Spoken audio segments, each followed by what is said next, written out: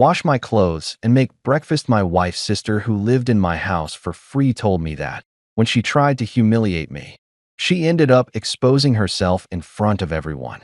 My wife stood to defend her, but I made her sit back down with just one sentence. Look, I'm not saying I'm a saint. I've made plenty of questionable decisions in my life. Like that time I thought cargo shorts were making a comeback, or when I invested in my buddy's revolutionary beer helmet company that went bankrupt in 3 months. But letting my sister-in-law move into my house, that wasn't just questionable. That was straight-up stupidity wrapped in a family obligation vow, and I was about to pay the price for it in ways that would make a loan shark look generous. It was a Tuesday morning, which already meant the universe was against me because nothing good ever happens on a Tuesday. Mondays get all the hate, but Tuesdays? They're the annoying younger sibling that flies under the radar while causing twice the chaos. I was standing in my kitchen, minding my own business, trying to decide if I had time to make actual breakfast or if I was going to be a grown man eating a protein bar in my car again like some kind of divorced dad with commitment issues. That's when I heard it. The voice that could curdle milk and kill houseplants. Wash my clothes and make breakfast. Harper's voice came screeching down from the top of the stairs like she was summoning servants in some twisted medieval kingdom where entitlement was currency and self-awareness was a myth. I looked up, and there she was in all her glory, standing at the top of MY stairs, in MY house, wearing a bathrobe that cost more than my first car, tied around her waist like she was some kind of Roman emperor about to decree which gladiator lives and which one becomes lion food. Her hair was piled on top of her head in one of those messy buns that somehow cost 45 minutes and 16 YouTube tutorials to achieve, and her phone. Oh, her phone was glued to her hand like it had been surgically attached at birth.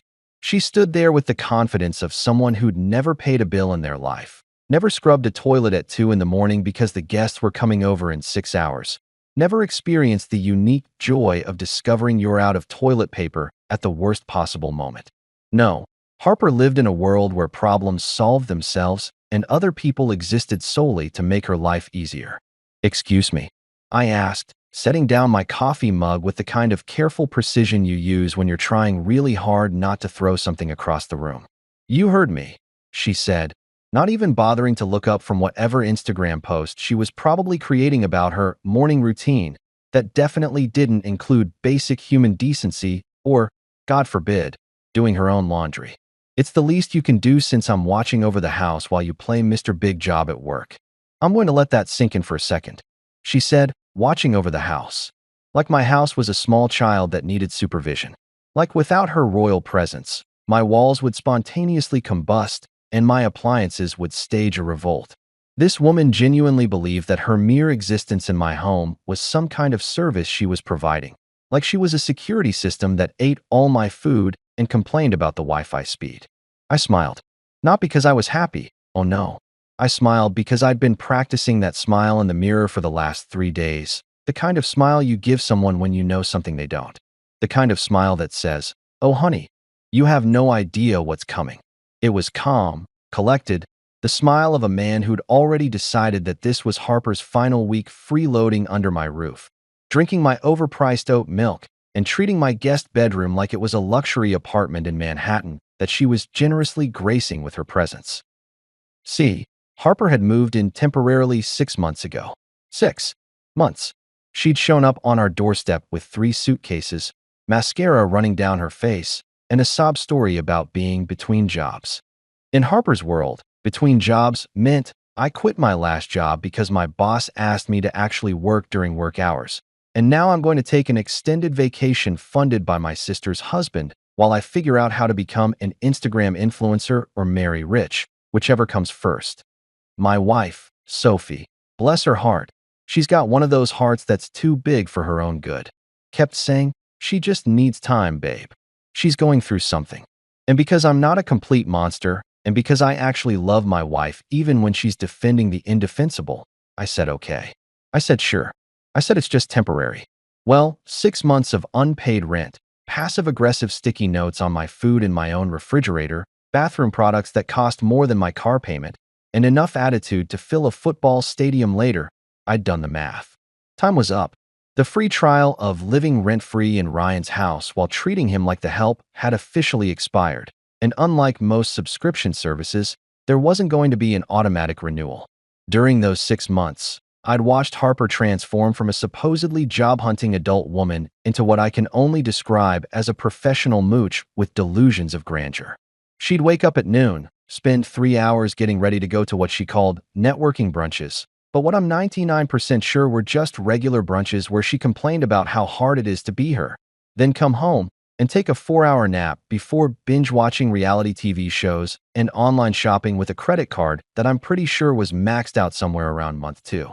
She'd been between jobs for so long that I was starting to think the jobs were the lucky ones for dodging that bullet. And the chores? Oh, the chores. The woman acted like household tasks were some kind of extreme sport designed to break the human spirit. I once asked her to load the dishwasher. Just load it, not even run it. And she looked at me like I'd asked her to perform open-heart surgery using only a spork in a YouTube tutorial. But the worst part, the part that really got under my skin like a splinter you can't quite reach, was the entitlement. It wasn't just that she didn't contribute. It was that she genuinely believed she was doing us a favor by allowing us to house, feed, and financially support her lifestyle. In Harper's mind, we should have been grateful for the opportunity to watch her live her best life on our dime. So yeah, when she stood at the top of those stairs demanding breakfast and laundry service like I was running a bed and breakfast specifically designed for entitled 20-somethings who'd never heard of the concept of consequences, I smiled. Because I knew what she didn't know. The eviction wasn't going to be formal. It was going to be so much better than that. I had exactly 45 minutes to get to work for a client meeting that could either make or break a deal I'd been working on for 3 months, which in business time is roughly equivalent to gestating a small mammal.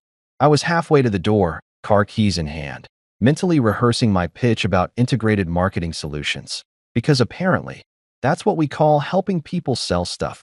Now to justify charging them obscene amounts of money, when Sophie's voice stopped me dead in my tracks. Dad's hosting dinner tonight. I froze.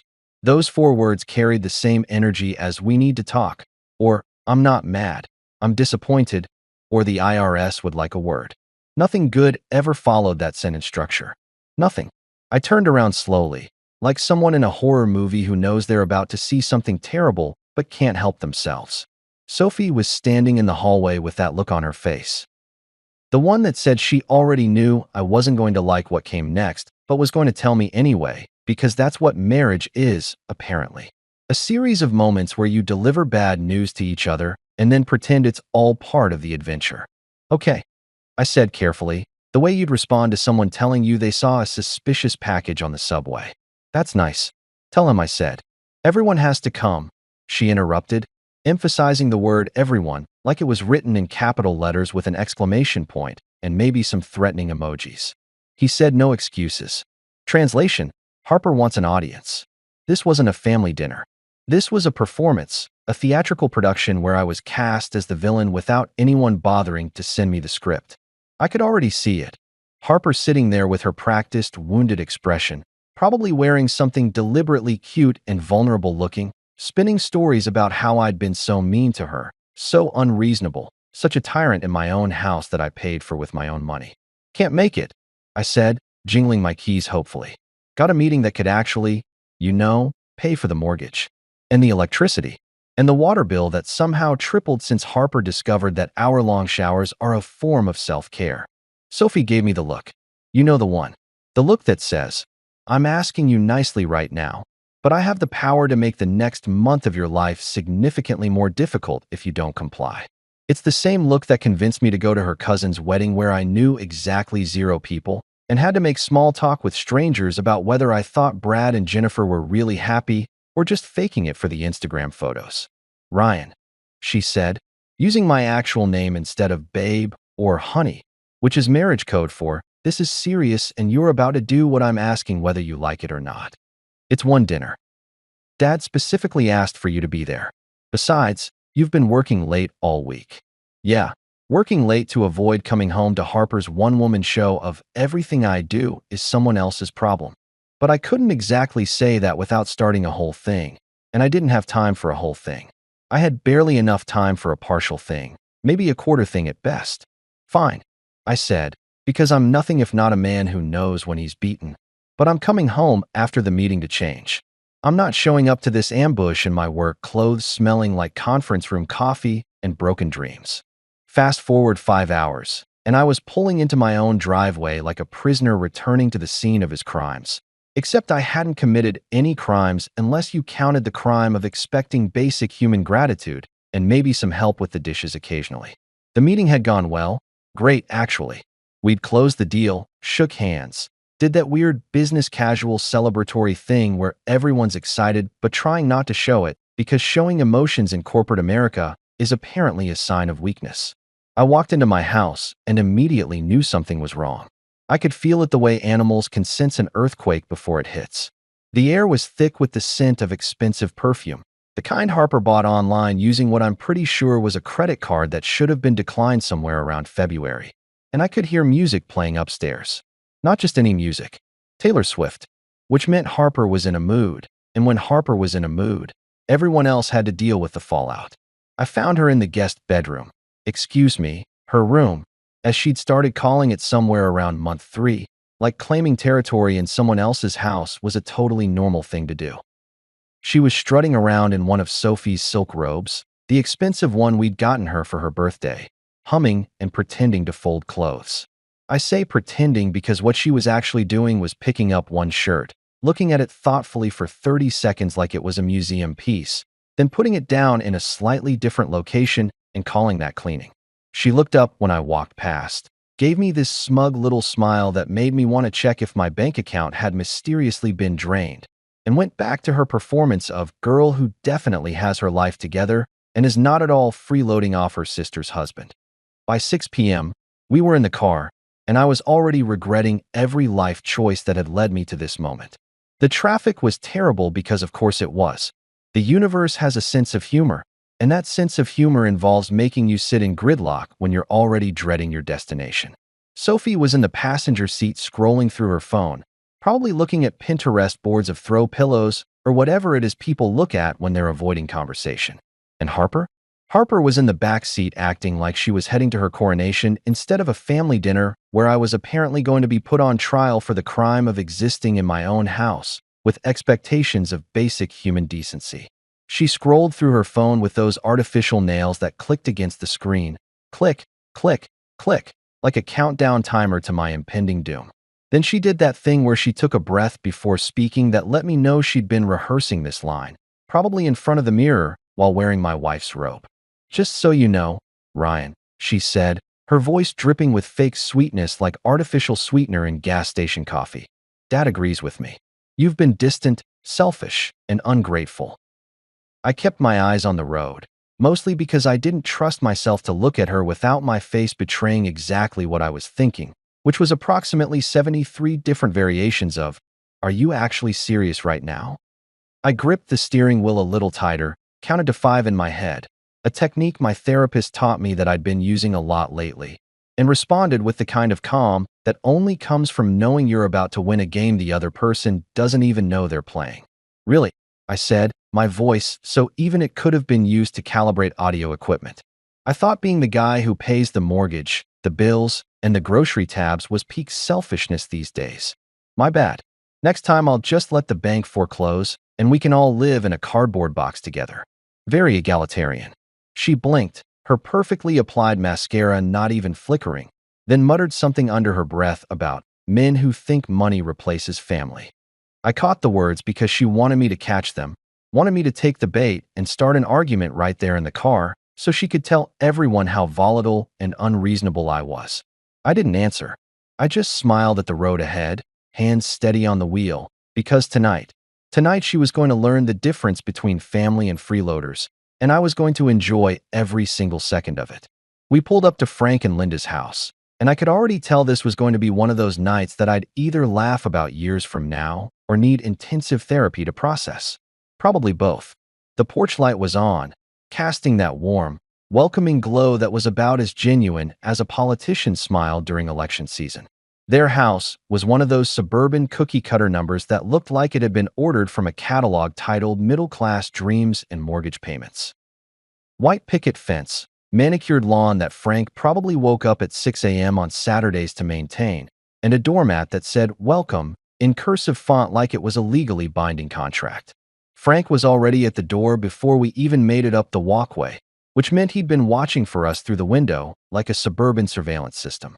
The man had a sixth sense for family arriving, probably developed from years of hosting dinners where he could control the narrative and pretend everything was fine while slowly dying inside from the weight of maintaining appearances. I respected it, honestly. Takes dedication to be that committed to denial. "Harper, you look great," he bellowed, arms spread wide like she was a soldier returning from war instead of a grown woman who'd been living rent-free in someone else's house for half a year. He wrapped her in one of those big dad hugs, the kind that lifts you slightly off the ground and makes you feel like you're still 12 years old and haven't yet disappointed everyone with your life choices. Then he turned to me. "Hey, Ryan." Not, "Ryan, good to see you," or "Ryan, thanks for coming." Just, "Hey, Ryan." The verbal equivalent of a lukewarm handshake from someone who's contractually obligated to acknowledge your existence but would rather not. He gave me this nod, the kind of nod you give the mailman when he delivers a package, but you're not quite sure if you're supposed to tip him or just say thanks and close the door. I nodded back, because I'm a professional at this point. 6 months of Harper's residency had turned me into an expert at swallowing my pride and pretending everything was fine when it absolutely was not fine.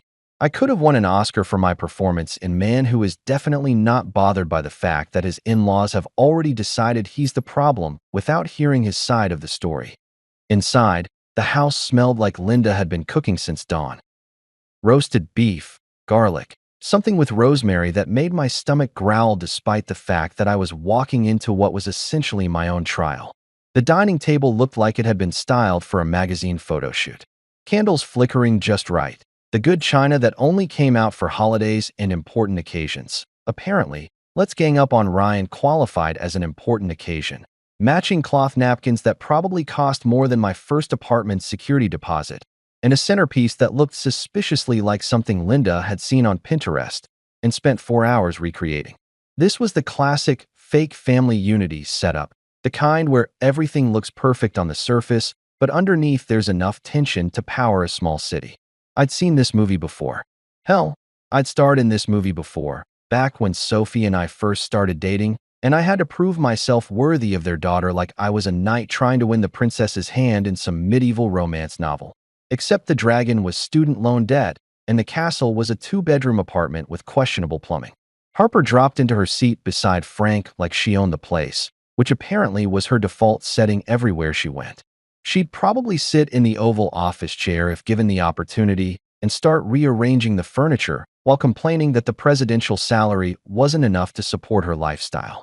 Sophie took the seat on Harper's other side, forming this little alliance wall that would have made NATO jealous, and I got directed to the chair directly across from them. You know that feeling when you walk into a room and can immediately tell that people have been talking about you? That weird energy in the air that's part awkward, part hostile, and entirely uncomfortable? Yeah, that was the vibe.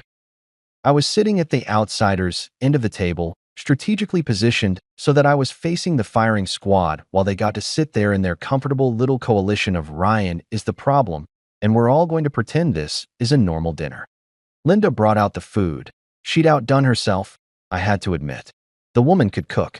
Roasted beef that looked like it had been photographed for a food blog, roasted vegetables that were somehow both crispy and tender, mashed potatoes so creamy they could have doubled as a face cream in one of those expensive department stores Harper liked to browse through without buying anything.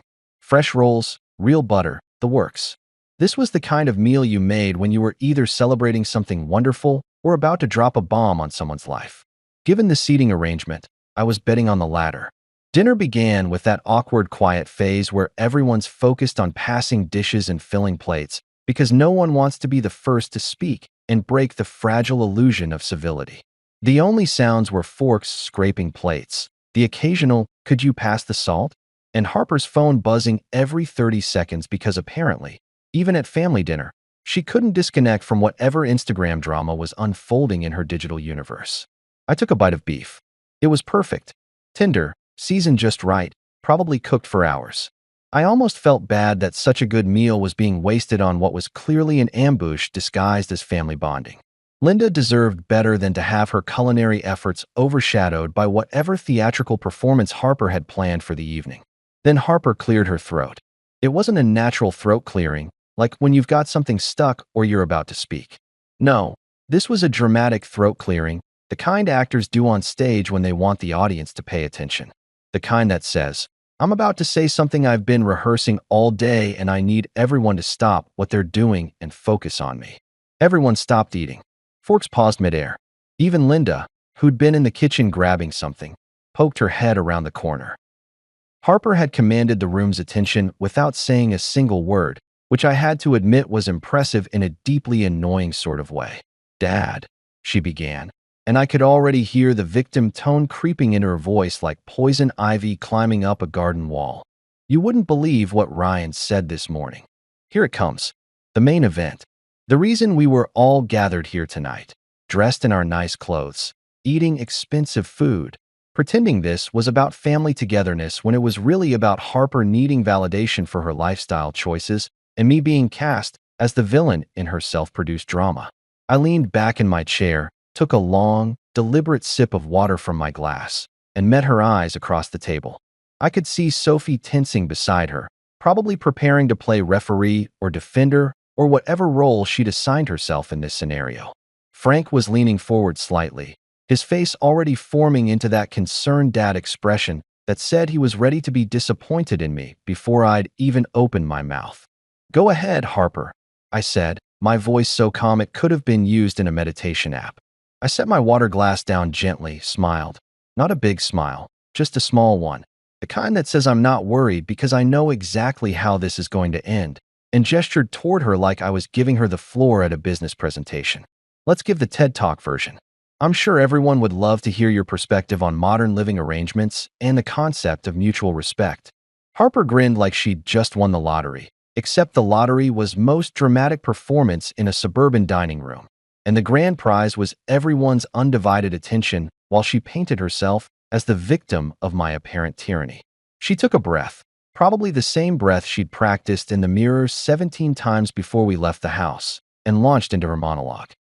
"He refused to make breakfast for me this morning," she said, her voice dripping with the kind of wounded innocence usually reserved for Hallmark movie heroines who just discovered their small-town bakery is being bought out by a big corporation. "Can you believe that? I asked for one simple thing, just breakfast, and he told me I should eat cereal. Like I'm some kind of child." The irony of that statement was so thick you could have spread it on toast, but nobody else seemed to catch it. Frank's frown deepened, creating those lines in his forehead that made him look like a disappointed basset hound who'd just discovered his owner forgot to buy dog treats. Linda made this little sympathetic noise from the kitchen doorway, the kind of sound mothers make when they think their baby bird has fallen from the nest, completely oblivious to the fact that this particular baby bird was 32 years old and perfectly capable of finding a worm on her own. "That true?" Frank asked, turning his attention to me like I was a witness being cross-examined in a courtroom drama, except the crime was apparently not being a short-order cook in my own house. "Yes," I said cheerfully, cutting into my beef with the precision of a surgeon who's done this operation 1,000 times. "It's absolutely true. Because the last time Harper touched a stove, she nearly called the fire department to ask which button starts boiling water. True story. The operator thought it was a prank call. I had to get on the phone and explain that no, this was a genuine emergency of incompetence. And yes, we were all as baffled as they were." Sophie glared at me from across the table, her eyes shooting daggers that would have killed me if looks were actual weapons and not just metaphorical expressions of disapproval. Harper's smirk didn't falter though. If anything, it grew wider, like she thought my honesty was just digging my grave deeper. Frank looked between us like a tennis match spectator who wasn't quite sure which player to root for, but was pretty sure someone was about to get smashed. I smiled back at all of them, took another bite of beef, and waited. Because here's what they didn't know. I wasn't playing defense anymore. I'd spent 6 months playing defense, dodging Harper's accusations, making excuses, trying to keep the peace for Sophie's sake. But tonight I was playing offense, and I'd brought receipts, literally and figuratively. Dinner continued, though the tension in the room was thick enough to cut with Linda's good silverware. Harper, sensing she had the floor and wasn't about to give it up, launched into what I can only describe as the most delusional career update I'd ever heard. She talked about modeling opportunities that I'm 99% sure were just Instagram accounts that reposted her selfies without permission.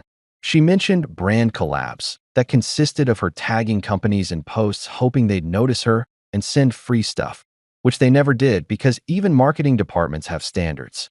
And I've been networking like crazy, she continued, gesturing with her fork like she was conducting an orchestra of her own importance. These brunches I go to, they're not just brunches, Dad. They're investment opportunities. You never know who you're going to meet.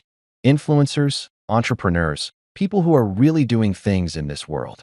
Yeah, people who are really doing things like paying for their own mimosas and not mooching off their relatives. I thought, but didn't say. Growth, remember? Personal growth. My therapist would be so proud. I've got this whole strategy mapped out, Harper went on, apparently unable to stop herself now that she had an audience. 6 months from now, I'm going to be big. Like, really big. I'm talking sponsorships, partnerships, maybe even my own product line. 6 months from now, she'd been saying that for the past 6 months. But again, growth. I kept my mouth shut and focused on my mashed potatoes, which were innocent bystanders in this whole mess and didn't deserve to be collateral damage in Harper's fantasy world presentation. Then, because the universe has a sense of timing, Harper turned her attention directly to me. Her eyes lit up with that particular gleam that meant she was about to try to take me down a peg, to remind everyone at the table that whatever success I had was somehow less legitimate than her imaginary empire of Instagram fame and networking brunches. So, Ryan, she said, drawing out my name like it was a punchline she'd been waiting to deliver. How's your little company? Still pretending to be a CEO? The table went quiet. Even the candles seemed to stop flickering. Sophie's fork froze halfway to her mouth. Linda's eyes went wide. Frank leaned back in his chair, probably preparing to mediate whatever was about to happen, because even he could sense that Harper had just poked a bear that had been sitting quietly in the corner, minding its own business. I smiled. Not a smirk, not a grin. A genuine smile, the kind you give someone when they've just walked right into the trap you'd been carefully setting for months. I set down my fork, wiped my mouth with the overpriced cloth napkin, and looked directly at Harper. Still running it. I said casually, like we were discussing the weather or the latest episode of whatever reality show she was binging. Actually, funny you should ask.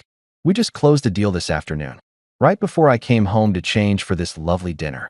Oh, Harper said, her voice trying to sound interested but coming across as condescending, like a kindergarten teacher asking a kid what they learned at school today. What kind of deal? I paused, took a sip of wine. Frank had broken out the good stuff, which I appreciated even if the company was questionable. And let the moment breathe. This was it. The moment I'd been waiting for. The moment when all of Harper's assumptions about my little company and my pretend CEO status came crashing down like a house of cards built on lies and delusion. Worth about 250 grand, I said, as casually as if I'd just mentioned I'd picked up milk on the way home. The fork fell out of Harper's hand. It didn't just slip, it dropped like her entire grip on reality had suddenly malfunctioned. It clattered against her plate with a sound that seemed to echo in the sudden silence of the dining room. Her mouth opened slightly, forming a perfect O of shock that would have been comical if it wasn't so satisfying. Frank blinked rapidly, like someone had just shined a flashlight in his eyes. 250 what? He asked, his voice caught somewhere between disbelief and awe. 1,000, I clarified, going back to cutting my beef like I hadn't just dropped a financial bomb in the middle of their suburban dining room. 250,000. We've been working on this client for 3 months, and it finally came through today. Pretty good for a little company, don't you think? Sophie looked like she'd just witnessed a magic trick she couldn't explain, her eyes wide and her mouth slightly open. I hadn't told her about the deal yet. Wanted to wait until it was signed and sealed, because I've learned the hard way that celebrating too early is just asking the universe to pull the rug out from under you.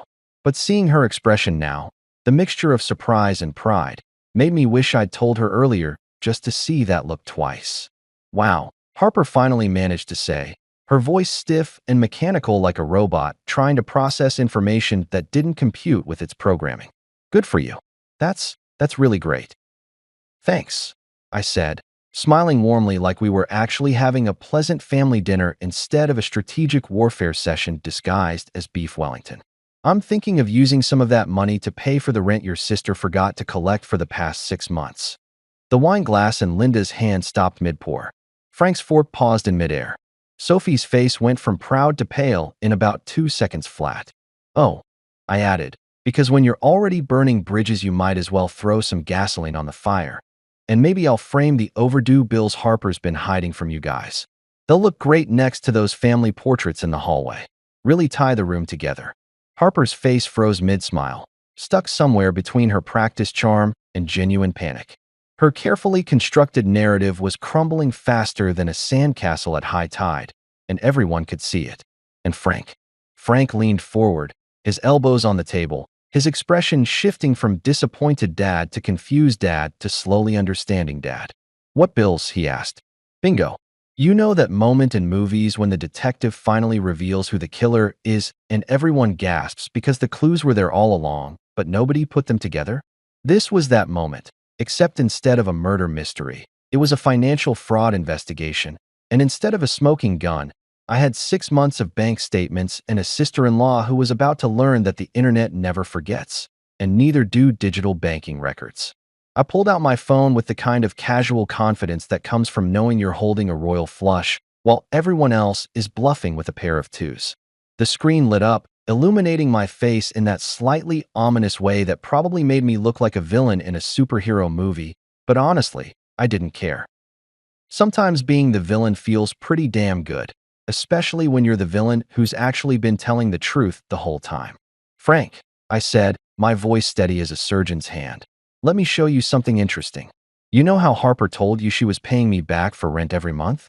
How she's been so responsible and independent and totally getting her life together. Harper's eyes went wide. Not just wide, they went full deer in headlights, caught. In 4K, oh crap, I didn't think actually kept records wide. Her hand reached for her wine glass, missed, and then found it on the second try, which would have been funny if the whole situation wasn't already comedy gold. Ryan, Sophie started, her voice carrying that warning tone that wives develop after years of marriage, the one that says, whatever you're about to do, think very carefully about whether you want to sleep on the couch for the next month. Just showing him the facts, babe, I said, keeping my tone light and breezy like I was showing Frank vacation photos instead of evidence of his daughter's freeloading lifestyle. Transparency is important in families, right? That's what we always say. I pulled up my banking app. Thank God for technology making it easy to destroy someone's lives with a few swipes and taps, and navigated to the transfers section. 6 months of transactions, all lined up like soldiers at attention, each one labeled clearly, each one a monument to my stupid generosity and Harper's shameless manipulation. I turned the phone toward Frank, tilting it slightly so the candlelight didn't create too much glare. See these? Every single month, like clockwork. $1,200. That's the rent we agreed on when Harper moved in temporarily. I made air quotes with my free hand, because that word temporarily had been doing more heavy lifting than an Olympic weightlifter on steroids. Frank squinted at the screen, his reading glasses perched on his nose making him look like a judge reviewing evidence in a particularly interesting case. His finger traced down the list of transactions, and I watched his face go through about 17 different emotions in the span of 5 seconds. Confusion, disbelief, anger, disappointment. It was like watching a time-lapse of a man's faith in his daughter crumbling in real time. Every transaction, I continued, because when you've got momentum, you don't stop, is labeled rent, Harper. $1,200 times 6 months. That's $7,200, in case anyone's keeping track, which apparently only I was. Linda had moved from the kitchen doorway to stand behind Frank's chair, her hand on his shoulder, staring at my phone like it was a crystal ball revealing terrible futures. Sophie had gone completely still, her face unreadable, probably running calculations in her head about how to spin this or fix it or somehow make it not be as bad as it obviously was. Frank looked up from the phone, his eyes moving from the screen to Harper with the kind of slow, deliberate movement that indicated he was giving her one chance, one single chance, to explain how this wasn't exactly what it looked like. You told me you were paying him back, he said, his voice quiet, but carrying the weight of a man who just realized he'd been lied to by his own daughter for half a year. You said you guys had worked it out. You said Ryan was fine with the arrangement and that you were being responsible. I meant to. Harper's voice came out higher than usual, cracking slightly like ice under too much pressure. She set her wine glass down hard enough that some of it sloshed over the rim and onto Linda's good tablecloth, creating a dark red stain that was probably going to be a pain to get out. I was going to pay him back. He said it was fine. He said I could take my time.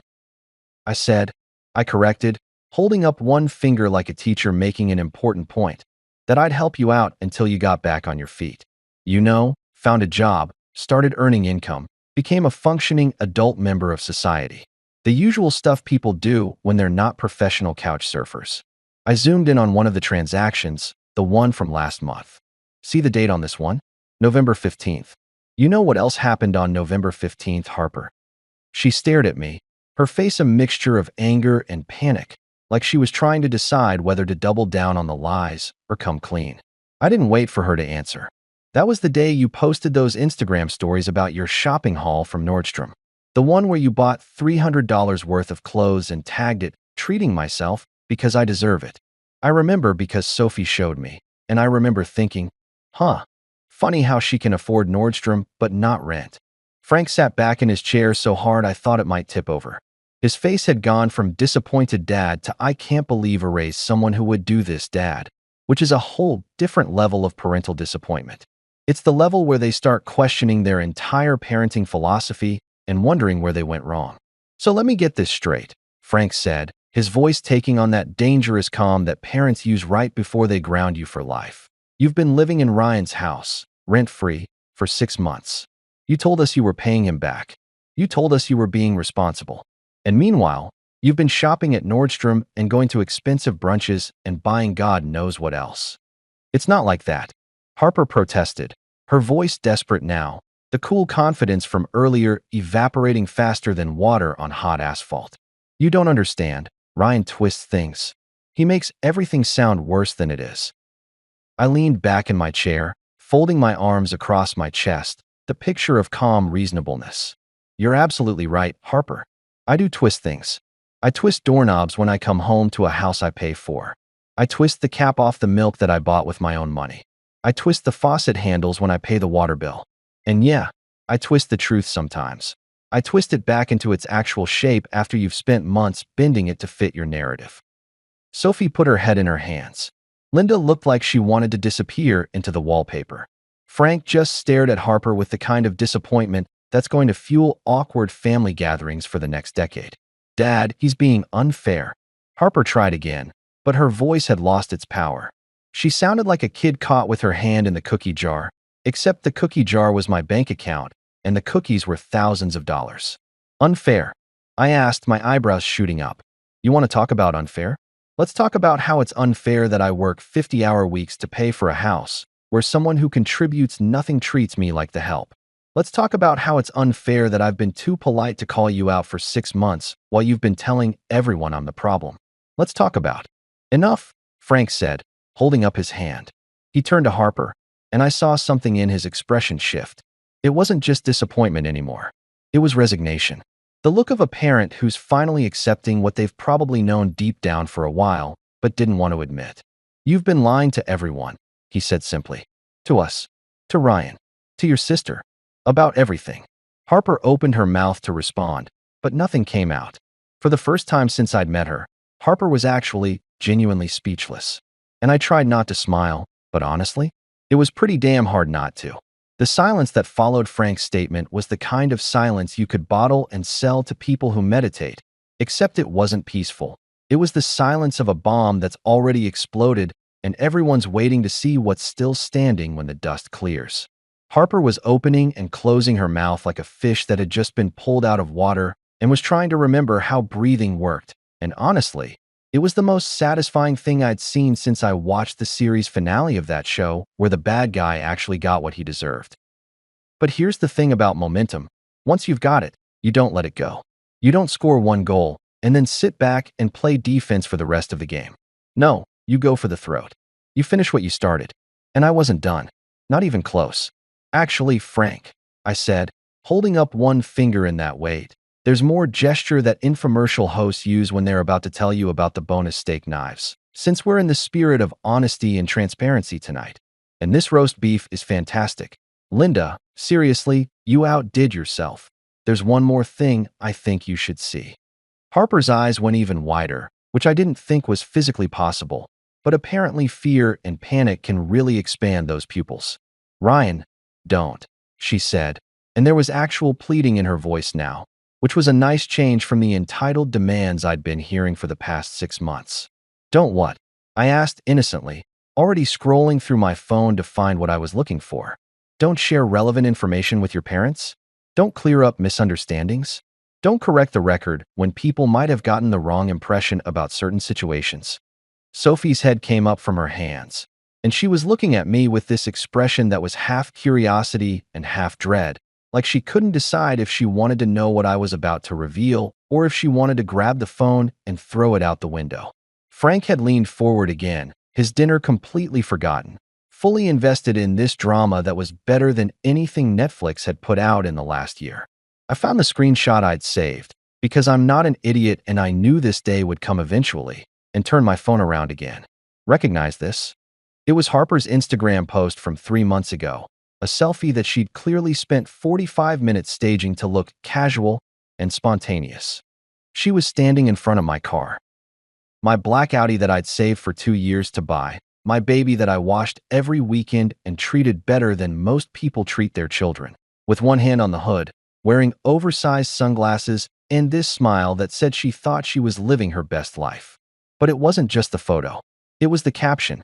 Oh, that beautiful, damning caption that I'd screenshot the moment I saw it because I knew it would come in handy someday. Frank squinted at the screen, reading slowly. Early birthday gift from my generous brother-in-law. He looked up at me, confused. You bought her a car? Nope, I said, popping the P with extra emphasis because I was enjoying this way too much and I'd stopped pretending otherwise. I didn't buy her a car. I didn't give her a car. I didn't even let her borrow the car long term. She asked to use it one afternoon to go shopping, said her friend was going to pick her up, but the friend canceled last minute. And could she please just use my car for a few hours because she had to pick up something important. I took a sip of wine, letting the suspense build like I was telling a ghost story around a campfire. Being the generous, trusting, soon-to-regret-it brother-in-law that I am, I said sure. Fine. Whatever. She took my keys, promised she'd be back in 2 hours, and then apparently decided to stage a photo shoot in a Target parking lot and tell the entire internet that I'd bought her a car. Linda gasped. Actually gasped. Like, hand to chest, pearl-clutching gasped. Sophie looked like she wanted to melt through her chair and into the floor and just keep going until she reached the Earth's core where she could live in molten rock rather than deal with this situation. My business partner saw it. I continued, because we weren't at the best part yet. Jim, you remember Jim, Frank, you met him at that barbecue last summer. He called me the next day and said, "Hey man, didn't know you were doing that well. When did you start giving away cars?" And I'm standing there confused, thinking maybe I had a stroke and forgot buying someone a vehicle. And then he sends me the screenshot. Frank was staring at the phone like it was personally offending him, which in a way, it was. His daughter had just been exposed as not only a freeloader, but also a liar and a fraud. And that's a tough pill to swallow when you're eating pot roast and trying to maintain the illusion that your family is normal and functional. She made me look like either a sugar daddy with terrible judgment or a guy who's so loaded he just throws cars at people for fun.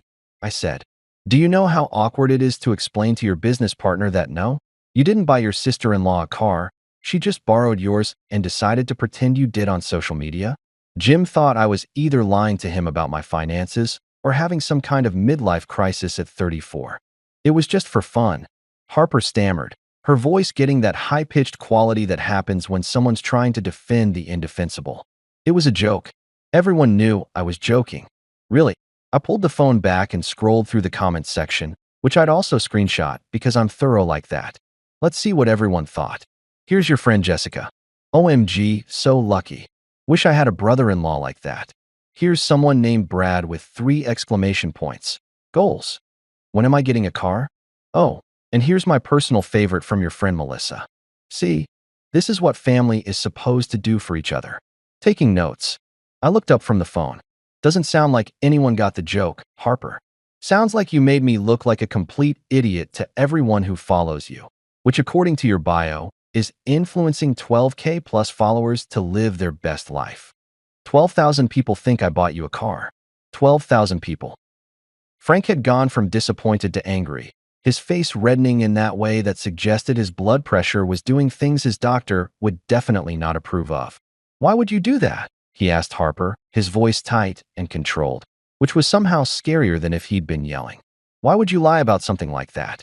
I didn't think it was a big deal, Harper said, but her voice was cracking now, the facade finally breaking after months of holding it together through sheer audacity and entitlement. I just wanted, people think I'm successful. I wanted them to see that I'm doing well. But you're not doing well.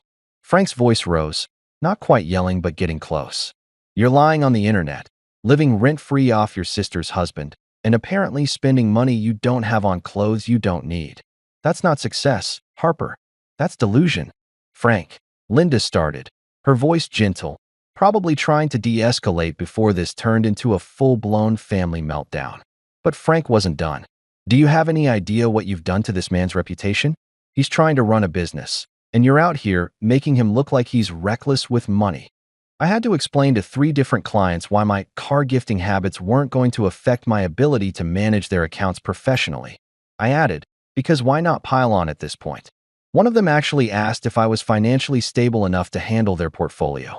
A guy who's been with my company for 5 years thought I might be having some kind of breakdown because his wife saw your post and told him I was making questionable personal decisions. Harper had tears in her eyes now, but I couldn't tell if they were genuine remorse tears or the manipulative kind she'd probably perfected over years of getting out of trouble by looking sad and pretty. I'm sorry, she whispered. I didn't know it would cause problems. You didn't know, I repeated slowly, that lying about someone buying you a $40,000 vehicle might cause problems. You didn't think that through. That didn't occur to you as a potential issue. Sophie finally spoke up, her voice small and defeated. Harper, how could you not see that was wrong? Because she doesn't think about consequences, Frank said, and there was something final in his tone, like a judge delivering a verdict. She never has. The table went quiet again, but this time it was different. This wasn't anticipatory silence.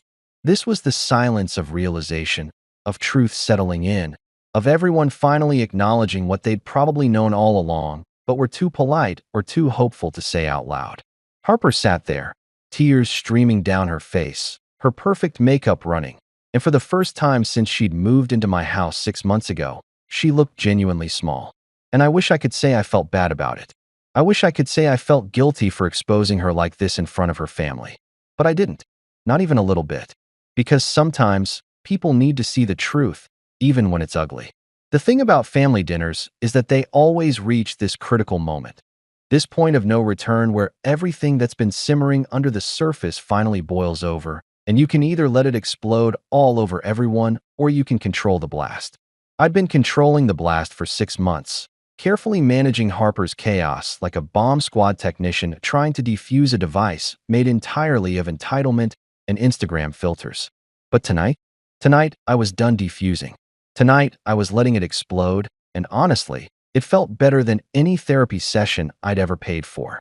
Harper stood up so fast her chair scraped against Linda's hardwood floor with that nails-on chalkboard screech that made everyone wince.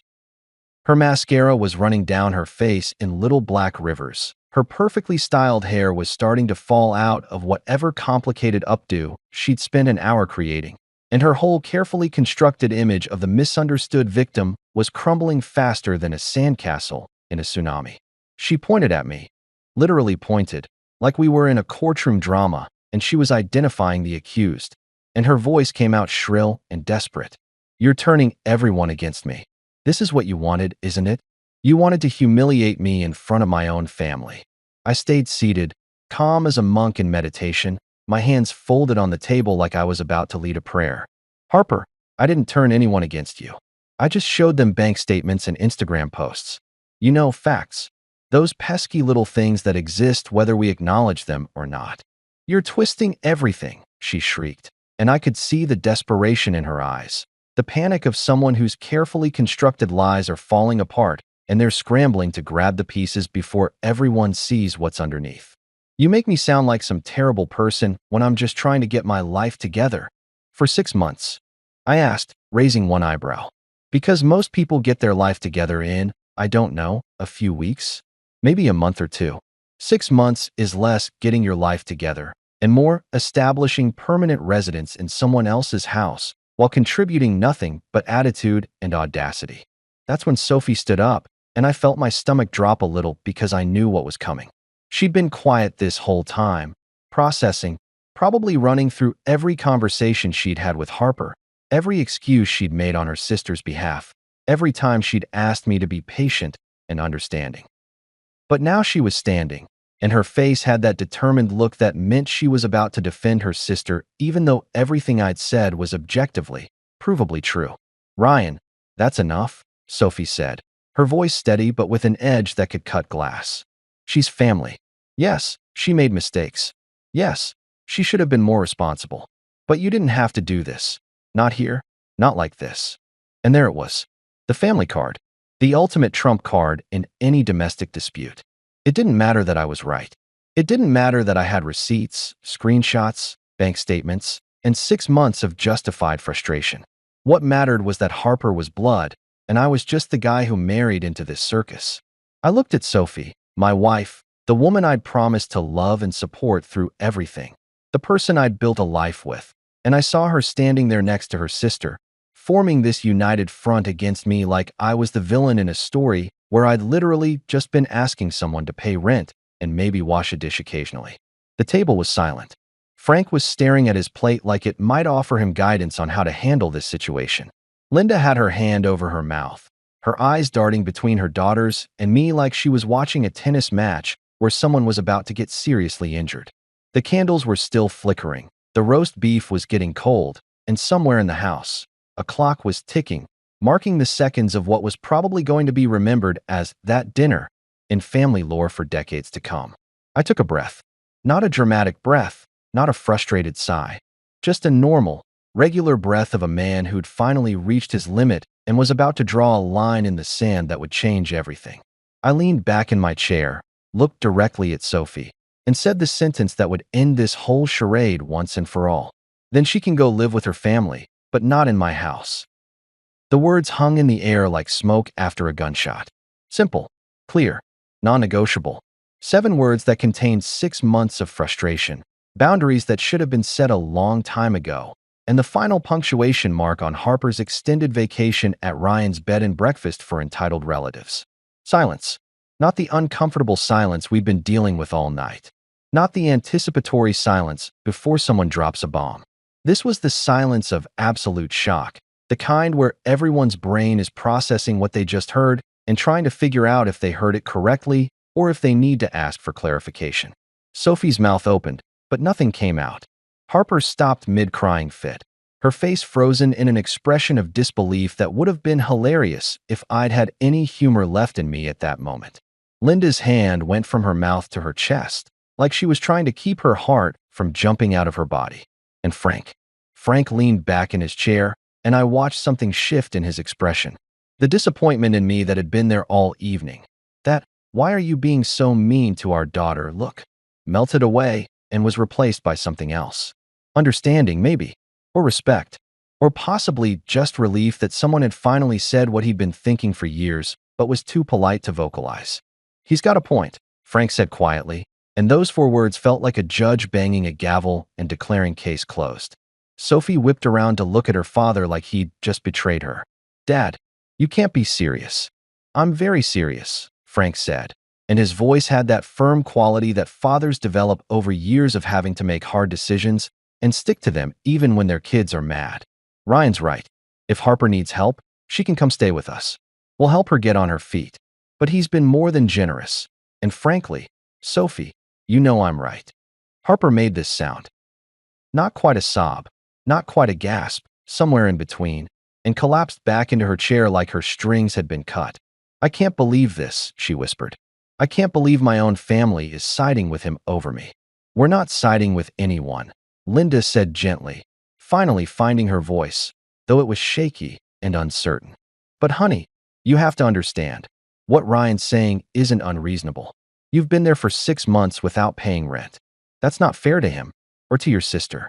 But I'm family, Harper said again, like repeating it enough times would change the fundamental reality of the situation. Yes, I said calmly, you are family. Which is why I gave you 6 months instead of 6 weeks.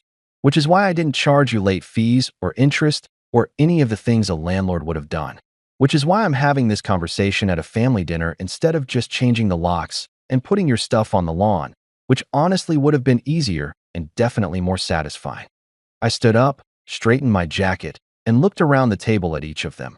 Frank, who was nodding slightly. Linda, who looked sad but understanding.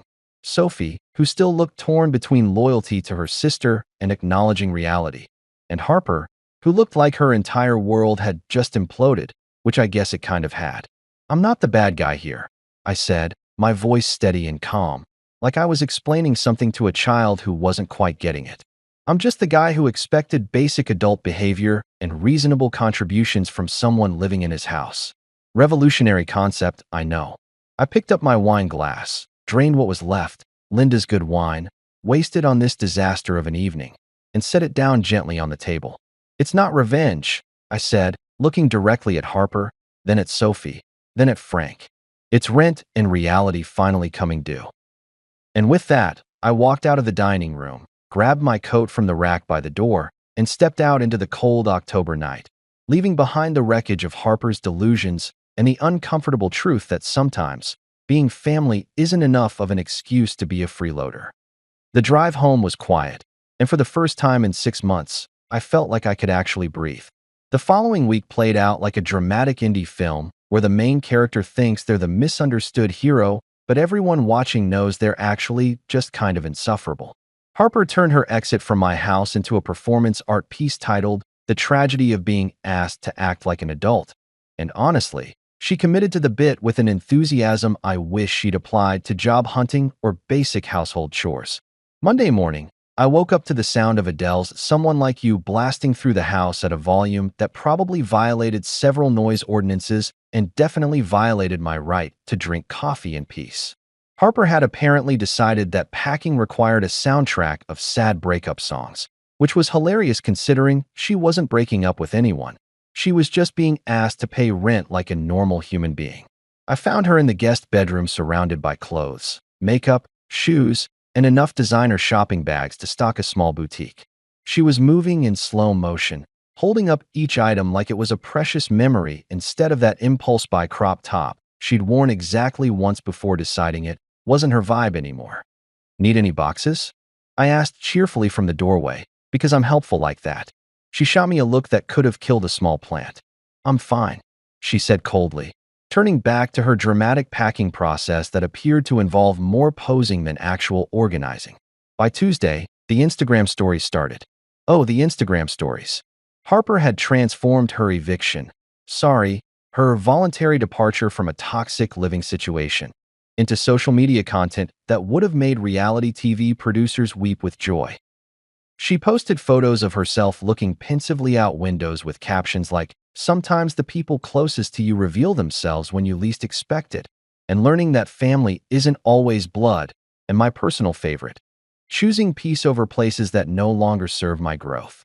I almost commented, choosing peace over paying rent, but Sophie caught me hovering over the keyboard and gave me that look, the one that said I'd won the battle, but should probably not napalm the remaining bridges while they were still smoldering. Wednesday brought what I now refer to as the Guilt Trip Express, a nonstop service from Sophie's mouth directly to my conscience. She cornered me in the kitchen while I was making coffee, which honestly should be illegal. Nothing good ever comes from serious conversations before caffeine. She's my sister, Ryan, Sophie said, her voice doing that thing where it's not quite accusing, but definitely not accusing. She made mistakes, but you didn't have to be so harsh about it. I looked at my wife, the woman I loved, the woman I'd built a life with, the woman who was somehow defending someone who'd been treating both of us like unpaid staff for 6 months, and I felt my resolve solidify like concrete setting in the hot sun. I know she's your sister, I said, measuring my words carefully like I was defusing a bomb made of feelings and family dynamics. That's exactly why I gave her a 6-month free trial of adulthood instead of the 2 weeks I would have given anyone else. That's why I'm not charging her back rent. That's why I didn't put her stuff on the lawn in garbage bags, which honestly would have been way more satisfying. Sophie opened her mouth to respond, then closed it, then opened it again like she was trying to find an argument that would work but couldn't quite locate one in her mental filing system.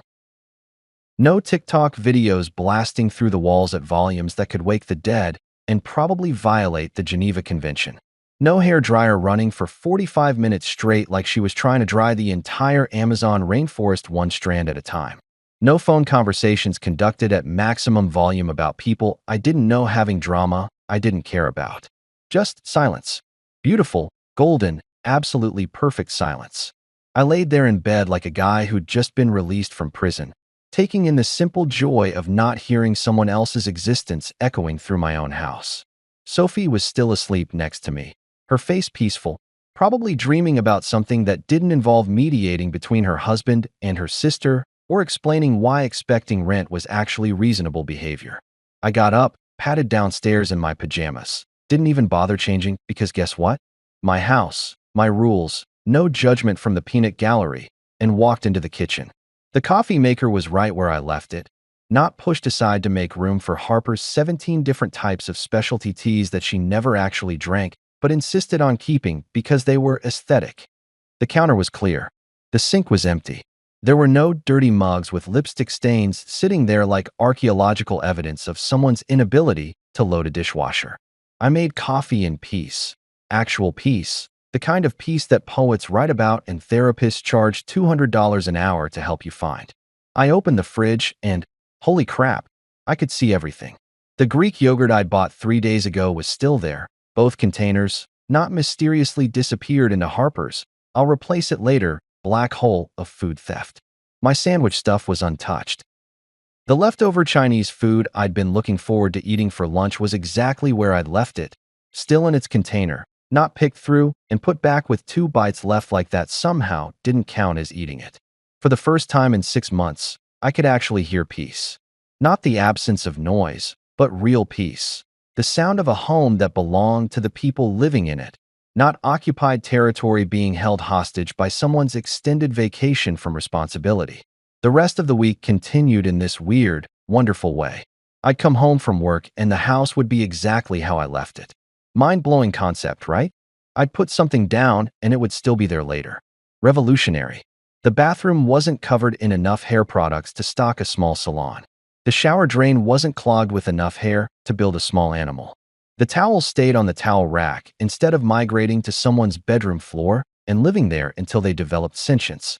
Sophie and I started having actual conversations again instead of just strategic discussions about how to handle Harper's latest crisis or complaint or dramatic interpretation of a minor inconvenience. We talked about normal stuff, our jobs, our friends, what we wanted to do on the weekend, whether we should finally commit to getting that weird stain off the living room carpet or just buy a rug and call it interior design. One morning about a week after Harper's departure, I decided to make breakfast.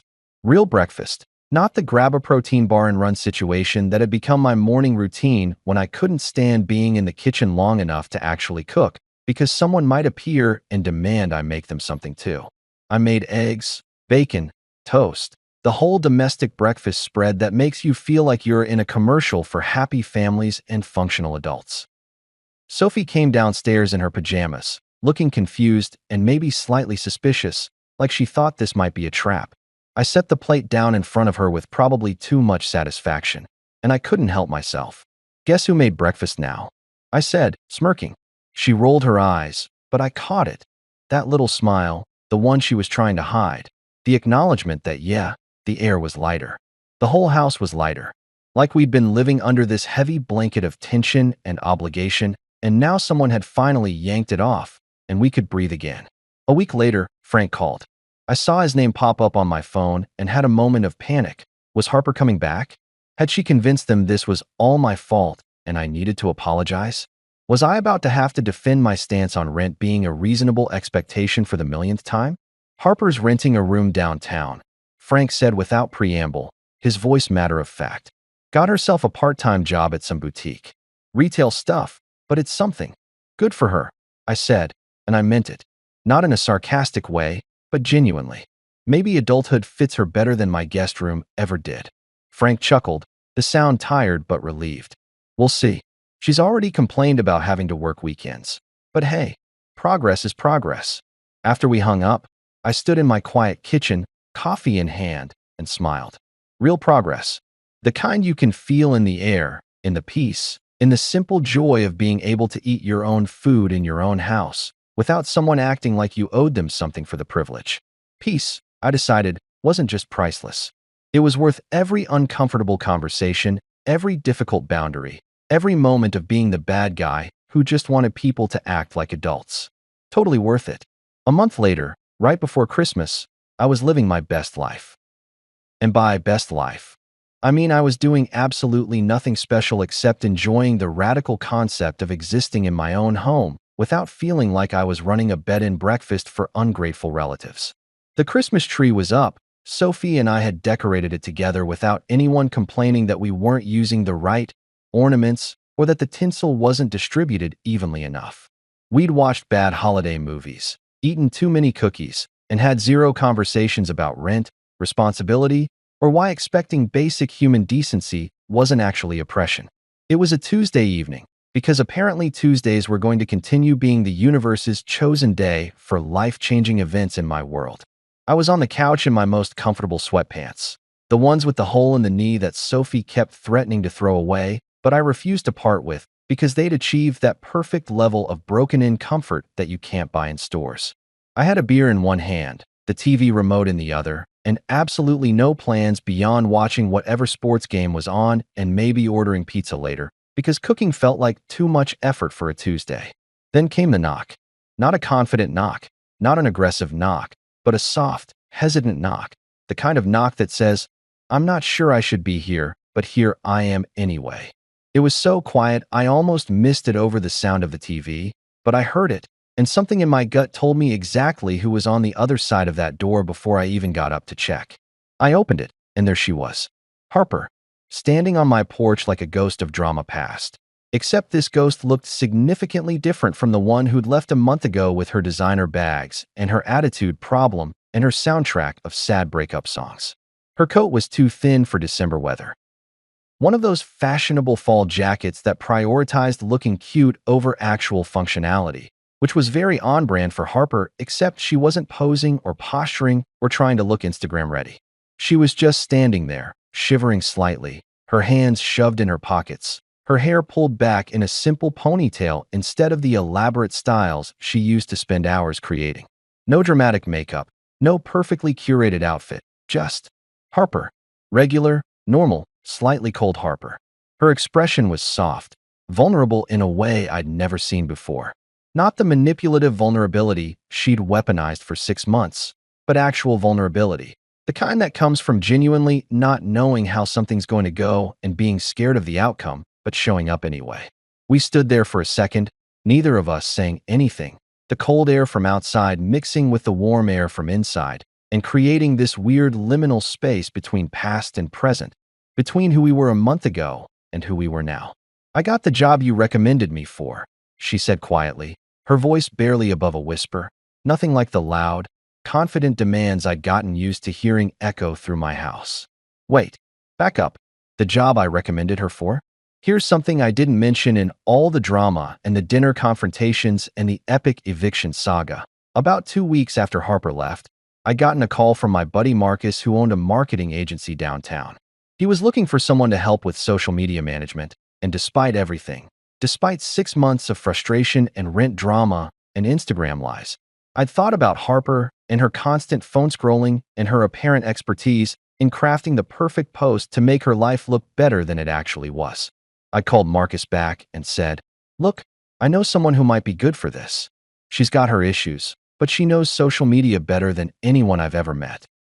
If you can get past the learning curve of teaching her that real jobs require actual work, she might surprise you.